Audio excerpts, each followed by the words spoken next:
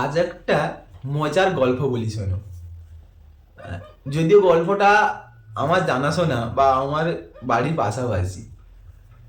দেখো, একটা মেয়ে একটা ছেলেকে ভীষণভাবে ভালোবাসে, কিন্তু ওর বাবা মা ওটাকে মেনে নিতে পারছে না।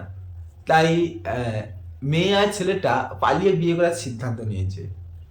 কিন্তু আহ, ওর মা ওকে কেবে আটকাচ্ছে। দেখো দেখো, যখন মেয়েটা পালিয়ে যাওয়ার সিদ্ধান্ত নিচ্ছে, তখন মেয়েটার মা মেয়েটাকে বলছে, দেখ মা, তুই বড় হয়েছিস, বুঝতে শিখেছিস, তুই যাবি যা, তো ওখানে আমাদের কোনো আপত্তি নেই, তুই দেখে শুনে যা। আর শোনে রাখ, তুই যদি চলে যাস, ফিরে আসিস না। যদি ফিরে আসিস, তোর বাবা মার মুখটাই দেখতে পাবে না। দেখো, এটা বলার কোনো কারণ আছে। প্রত্যেকটা ছেলে মেয়েরই বাবা মার উপর ভরসা থাকে, বিশ্বাস থাকে, ভালোবাসা থাকে।